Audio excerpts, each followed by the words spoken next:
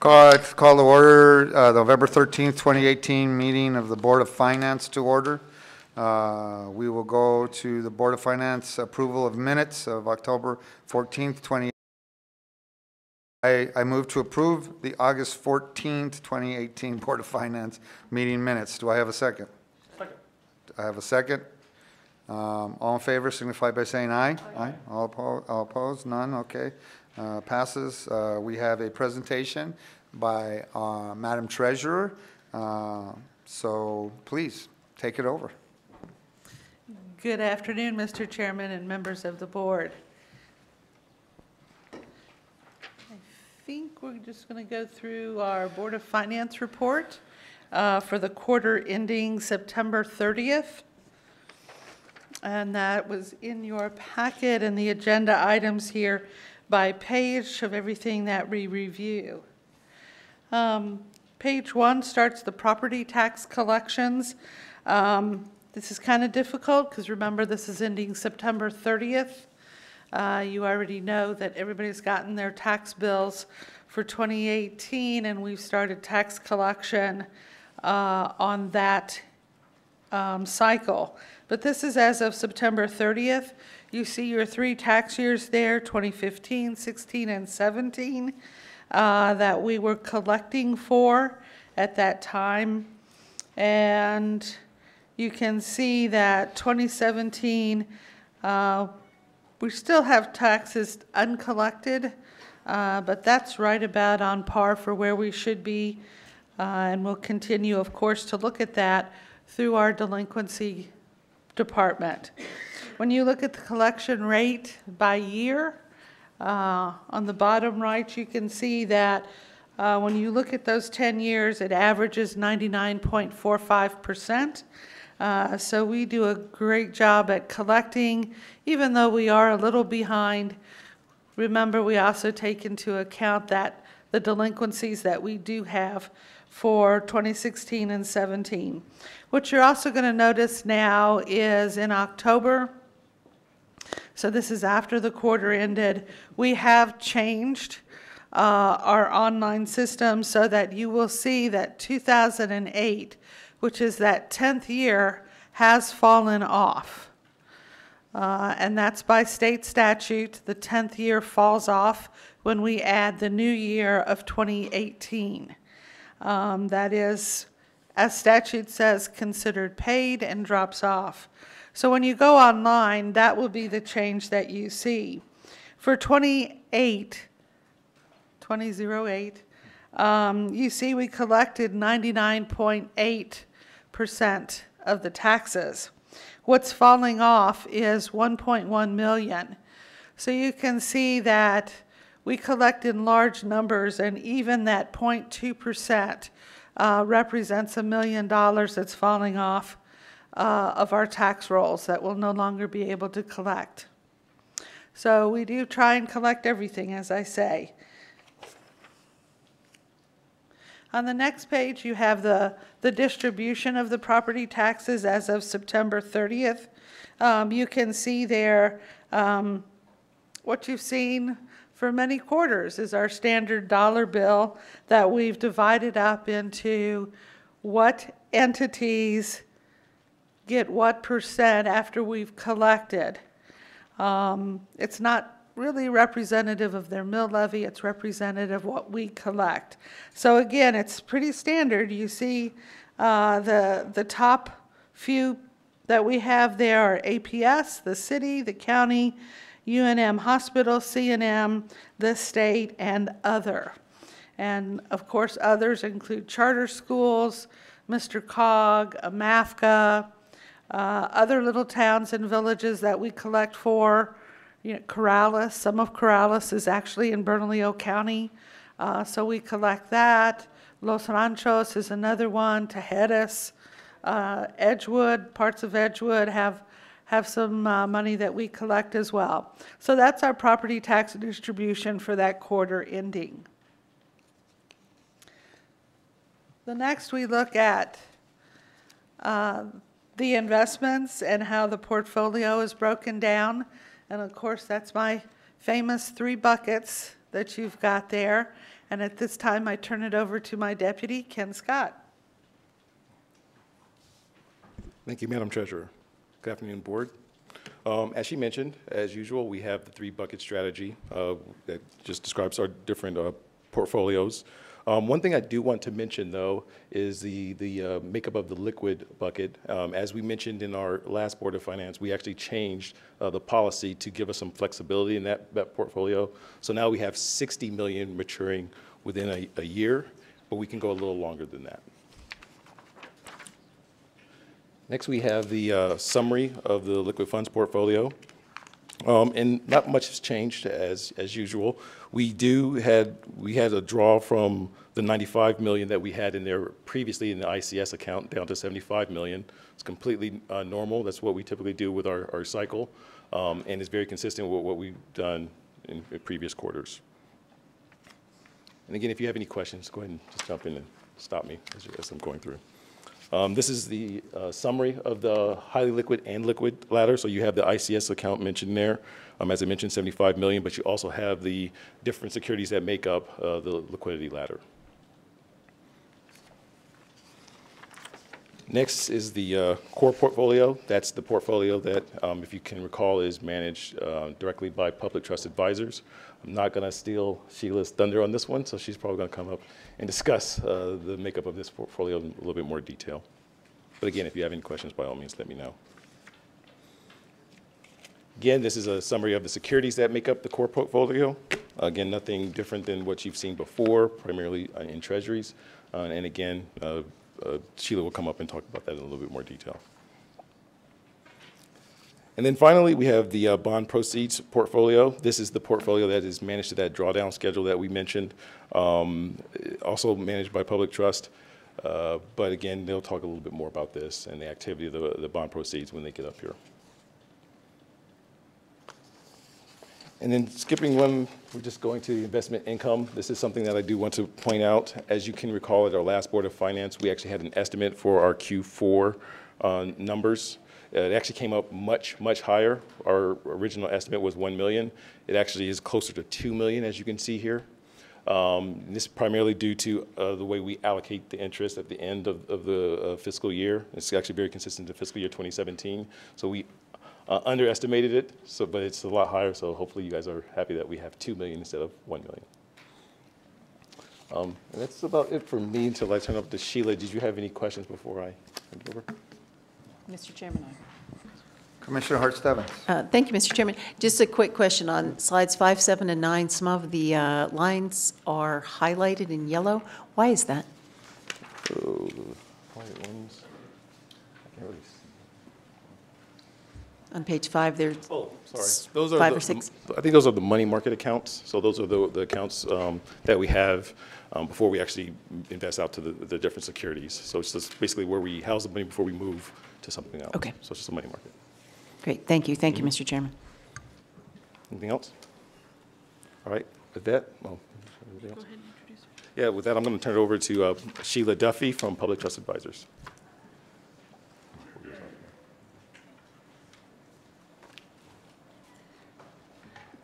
Madam Treasurer Kenny, thank you very much.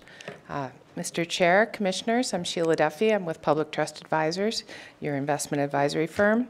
I'd also like to introduce a couple of my colleagues who are here. Chris DeBow is a managing director in our firm, and Stephanie Harder is one of our senior credit analysts in the firm. And we are here because we had promised to do some training for the county, and tomorrow we have a full day.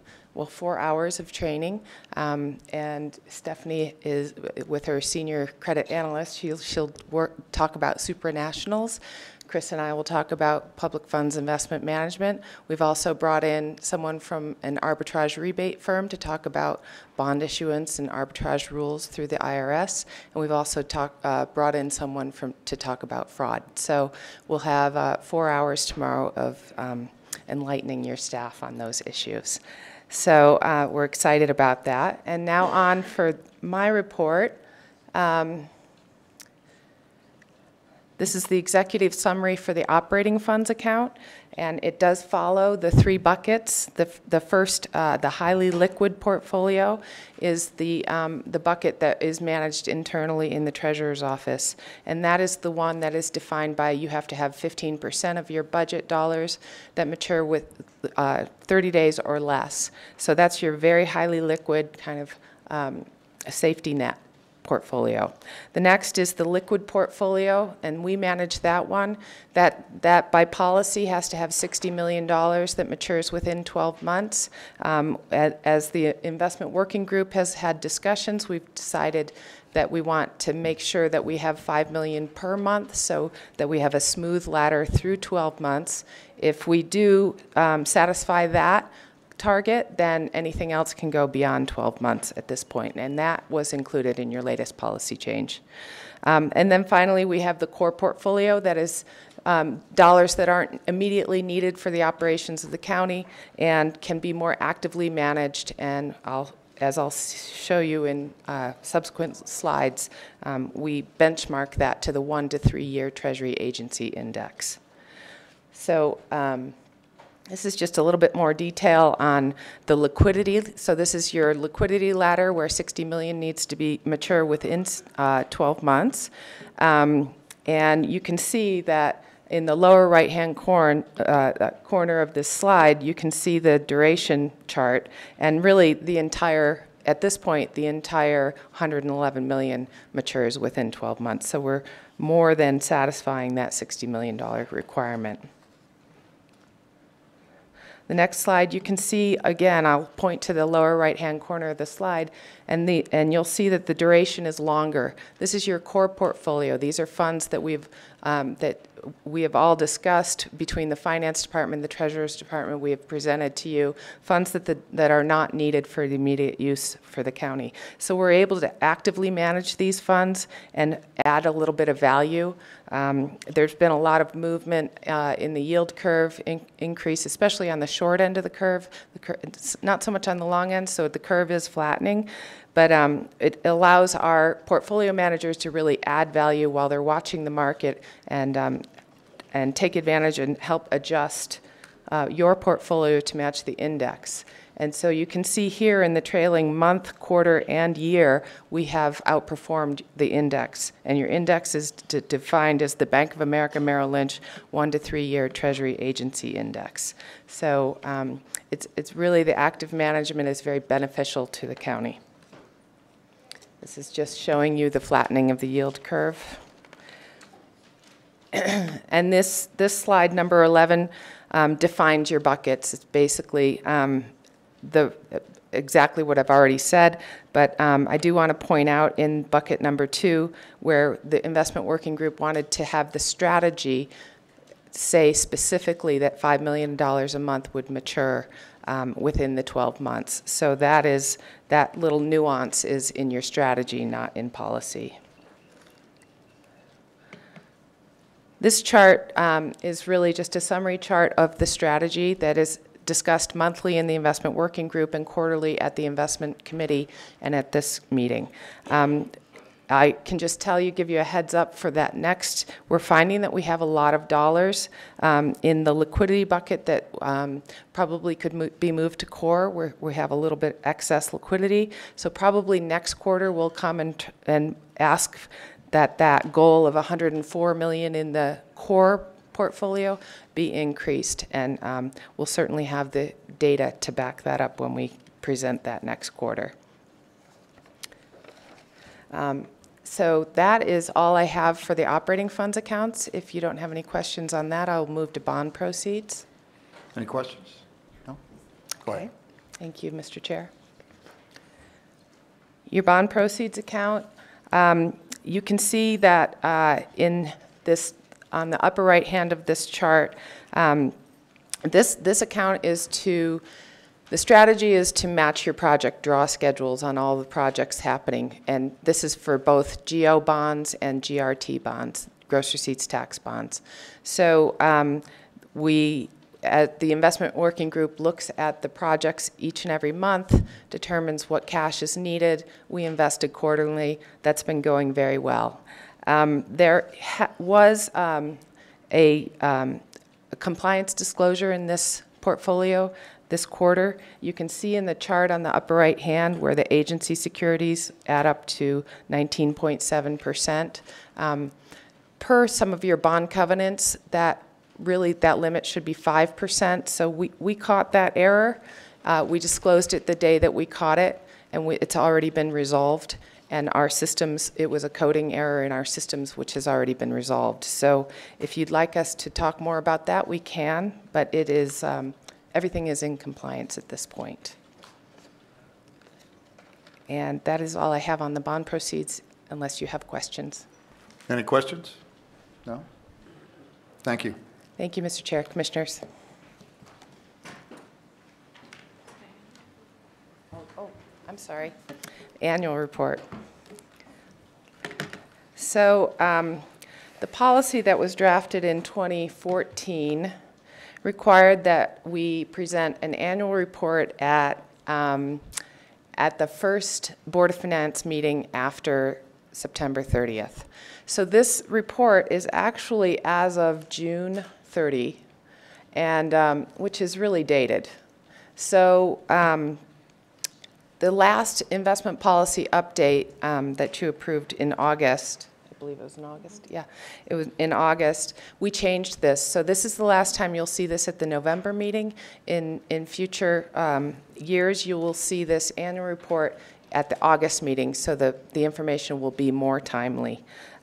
It goes through pretty much everything that the quarterly report goes through, and just does a comparison of how we've done over the previous fiscal year, which ends June 30th. And in that fiscal year, we came up with this new strategy, the bucket strategy. So it was a big change. Up until then, you had really heavy balances in bank products. You had a huge amount of liquidity, and it was basically, getting used to us managing and making sure that we didn't get any to liquidity crisis. So once we got comfortable with all of that, we all worked together, the Finance Department, the Treasurer's Office, and ourselves, and came up with this 3-bucket strategy. And that's when the core portfolio was established. So a year later, I can say that it seems to have worked very, very well. Your performance in the core portfolio, as I indicated earlier, is beating benchmarks. So we're pleased with it. I think it's been a good, it's performed well, and now we'll probably, as I said, come back next quarter and see if we can, if there's more dollars that the county can put in to improve the overall performance of the county's dollars. In establishing the 3-bucket portfolio, as I said, we manage the liquidity in the core, and the highly liquid 15% bucket that's defined in policy is managed by the Treasurer's Office. So your liquidity bucket is managed to a benchmark of the 1-year Treasury Index, and your core portfolio is managed to the 1 to 3 Treasury Agency Index. So these benchmarks should reflect kind of what we hold in the portfolios, and they do. On your operating funds portfolios, we also made a change at the time that we changed the strategy to have a quarterly trade authorization done, so that we weren't coming to the treasurer and the manager every single trade and having to get 2 signatures. That was proving burdensome for them and cumbersome for us in trying to make trades in a timely manner. So we did change the operating funds to have quarterly authorization. And then on the bond proceeds portfolio, it's still for every trade, because that one has to track your project draw schedules, so it takes a lot more communication. So that's really the only update I have. Everything is else in this report is pretty dated as of June 30. So unless you have any questions, I think, or want me to go through the rest of the pages, I think that is done. No, I don't think anybody has any questions. Thank you so much. All right, Mr. Chair, Commissioners, thank you very much.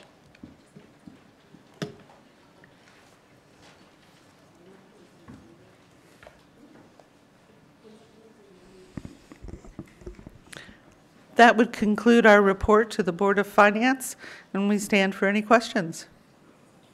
Yeah, I don't think we have any questions. It was very thorough. We appreciate a great report like you always provide us, Madam Treasurer. And we all, I think, agree that you're doing a fantastic job for the county. And, you know, we like to see where there's a lot of surplus. We like to see that you're above and beyond all your benchmarks. And so we appreciate that. And you're a good steward of our taxpayers' dollars. So we look forward to the next report. Thank you very much, Mr. Chairman and members of the board. Thank you so much. Appreciate it. Thank you so much. The announcement of the next Board of Finance meeting will be Tuesday, February 12th, 2019, here at the Vincent E. Griego Chambers at 4:30 p.m. This meeting is now adjourned.